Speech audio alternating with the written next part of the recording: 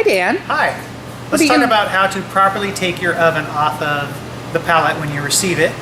And I'll show you an example of what happens if you don't do that properly. So take a look over here.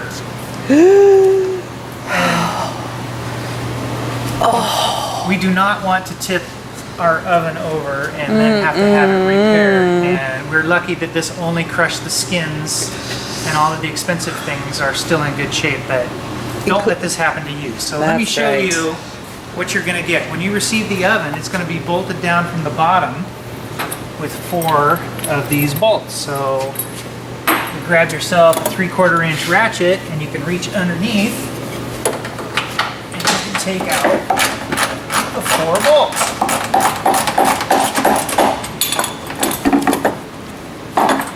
These are going to be the same places where the feet go.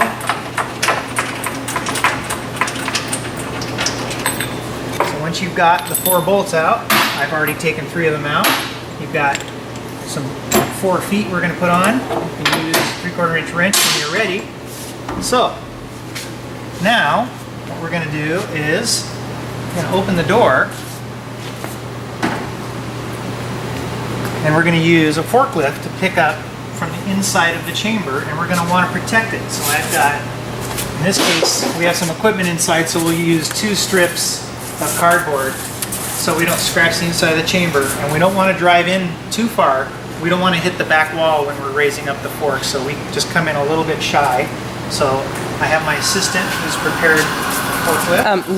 Lovely assistant. Yes. If you don't have any equipment in the top, you can just use a couple square pieces of cardboard. So I'm going to move over to this side. Spread the forks. The forks a little bit.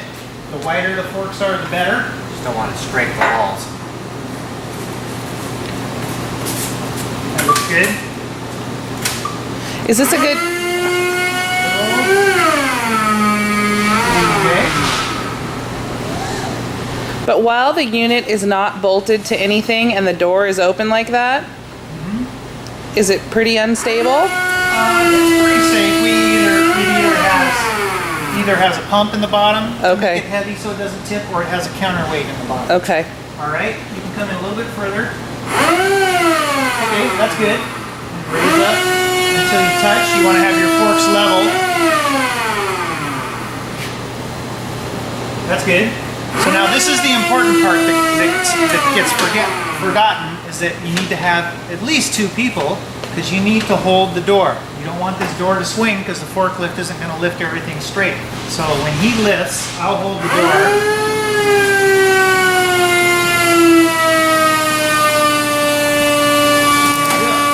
So you can see that if you were trying to do this by yourself, the door would swing. And this is what happens if you're moving the machine with the pallet jack and you have the door open. It could be crooked. This is swing open, and you can see what happened is that this tipped over. So now that you have it up in the air, it's very simple. It's probably stable enough to let go now. And we can just slide this pallet out of the way and install the feet. And if you install the feet with 3 inches, allows a pallet jack to travel underneath.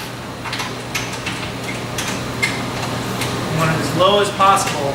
Yeah, 3 inches is what I tried earlier, and our low pallet jack was able to fit underneath.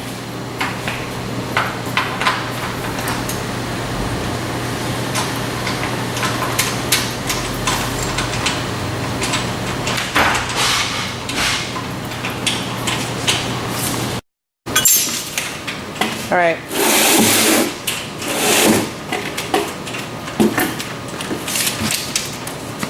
Okay.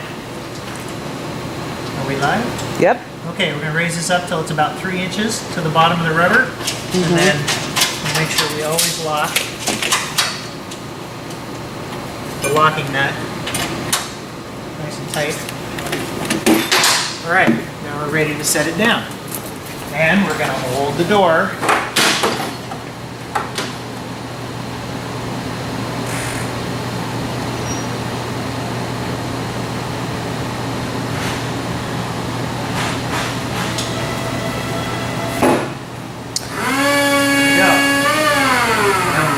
scrape anything when we back out.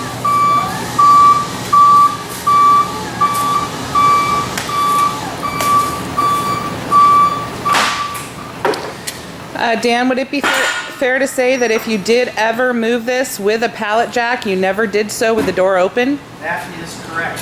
Yes. Let's show moving it with the pallet jack. And then we always want to try to lift it with the pallet jack from the front. Okay, we're going to move our oven with the pallet jack, so we want to use a wide pallet jack. We always want to try to move the oven from the front. Take a good bite on it. And then we're just going to barely raise it up off the floor. Pallet jacks can be a little tippy when they're raised up really high and we don't want it to tip. We want to make sure the door is shut. And it's best to just have 2 people when you do this. So Adam's going to help me just to spot and to keep if things get a little wiggly. And that's pretty much as easy as it is. Now once you get it in the spot where you want it, we would recommend that if it's going to be a pretty permanent spot, to go ahead and lower the feet down as low as they'll go. Just do not drive around with the door open. This is a big counterweight that's going to tip your oven over and you're going to end up paying me to fix it for you. So let's not do that. Let's not do it.